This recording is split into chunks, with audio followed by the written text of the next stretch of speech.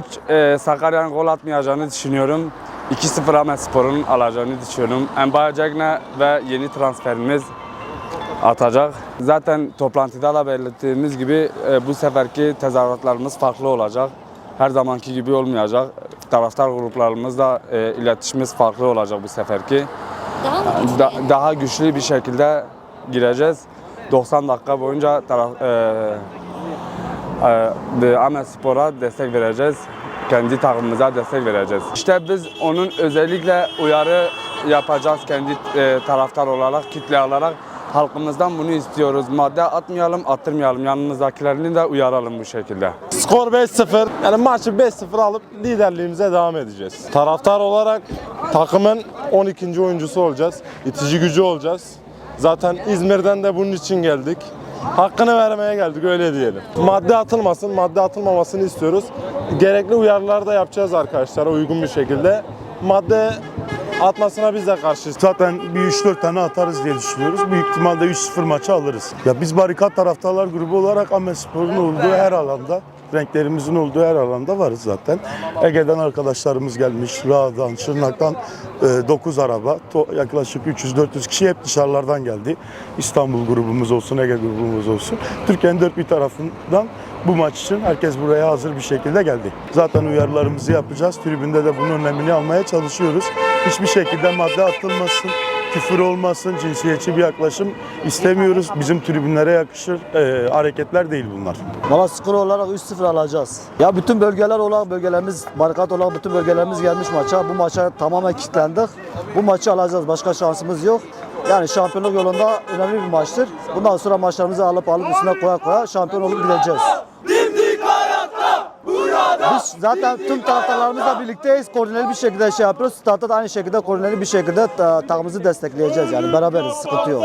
Ya biz de grup olarak her zaman şiddetten yana hiçbir zaman olmadık. Şiddeti benimsemiyoruz.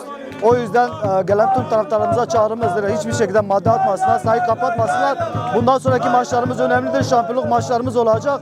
O yüzden herhangi bir madde atılmasın. Abla 3-0 inşallah biz alacağız. Hiçbir şekilde sahaya madde açmayacağız. Hep beraber güçlükle abla, tribünle beraber inşallah bu maçı 3-0 alacağız. Vallahi abla kadınlara hiç abla yani takımımıza destek vereceğiz abla bu sene.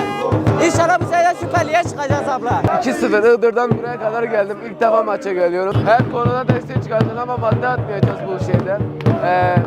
Ahmet'in her zaman barikadıdır.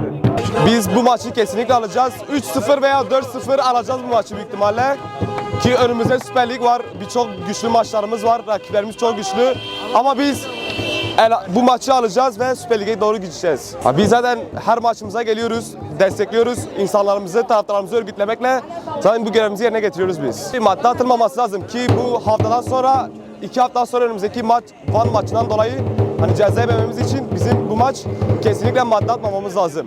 Bu maç inşallah güzel bir maç olur. Öncelikle Ahmetspor'un kazanması, bol gollü bir maç bekliyoruz. Ahmetspor'un zaferiyle bitmesi gereken bir maç. Ve Ahmetspor'un 3-0 kazanacağını düşünüyorum bu maçı. Abla Iğdır'dan buraya kadar geldik Ahmetspor'a destek olmak için. Artık yapabileceğimiz elimizden ne geliyorsa yapacağız. Kesinlikle takımımızın bir sonraki maçı seyircisiz oynamaması adına madde atmamamız çok önemli. Yabancı maddeye karşıyız. Holiganizm kesinlikle istemiyoruz. Dostluk çerçevesinde maçımızı izleyelim. Bu maçı alalım. Başka da bir şey söylemiyorum. 3-0 maçı alacağız. Kesinlikle. Sahaya madde atmadan bir sonraki haftalardaki maçları düşünerek Ahmetspor'umuzu destekliyoruz. Bu maçta 3-0 bekliyoruz. Iğdır'dan Ahmetspor'umuzu desteklemeye geldik. Madde sahaya atmıyoruz. Takımımıza destek oluyoruz.